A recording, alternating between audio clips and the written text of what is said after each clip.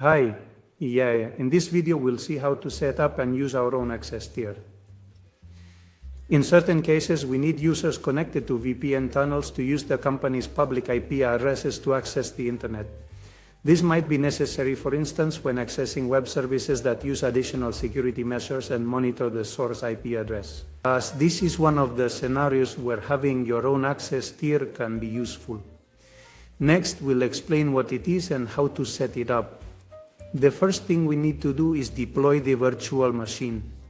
In this case, I'm going to use an Ubuntu virtual machine. We'll give it a name, FSC Access Tier.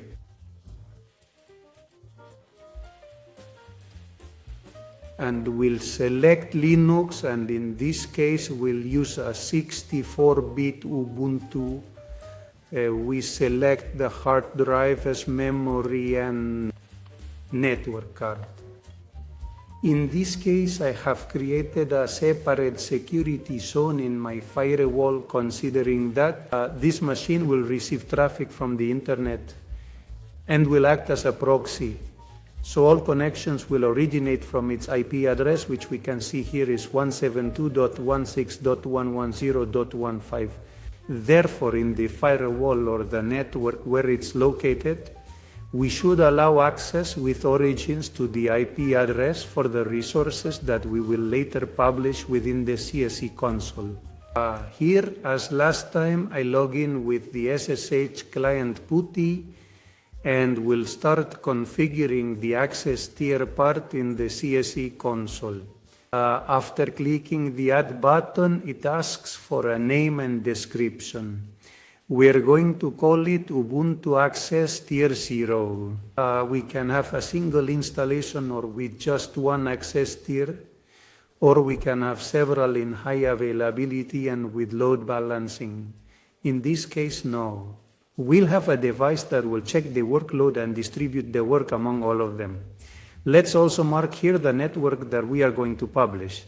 Let's use 000/1 of 128.0.0.1. This includes all the public internet addressing. Also the prefet IP addresses, if we wanted to exclude any, we would have to adjust later. With this, we'll ensure that people or users who connect using the Surface tunnel have a tunnel all mode, meaning all your browsing goes through the ZTN part with everything that implies, and all your traffic goes to the private network for both internal and external resources. Here I am installing it with the Tarball installer. It's practically copy and paste. We download the file, unzip it, create a couple of environment variables, give it the API key secret, and from there we launch the installation, for which of course Linux asks us again for the administrator password. Once the installation is complete, this access tier will start reporting to the console. And from that moment on, we can start configuring it and using it for access. So we've finished this part. Now I should refresh here, and there it is, it's reporting. One of the things that appears afterward is the public IP address. So the public address of the access tier, we have to set it afterward. In my case, it's an FQDN. I don't have static addressing, but that's fine. We save it. And now it's ready and set up. We have a button to test the connection.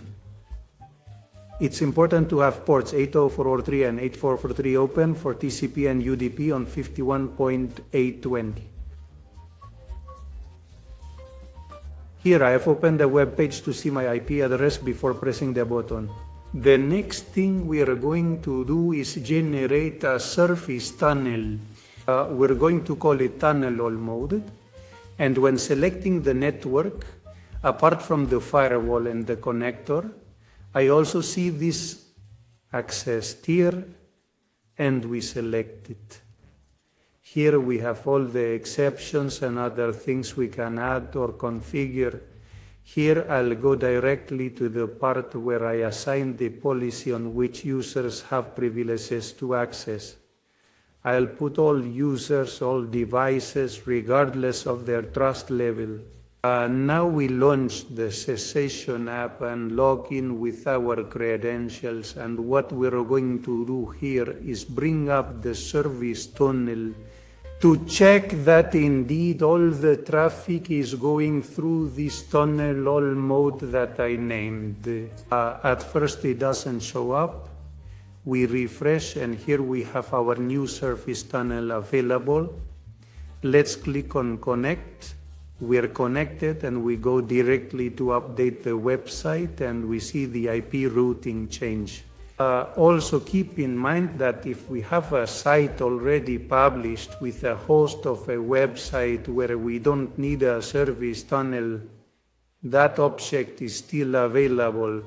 Here we are accessing NSV1.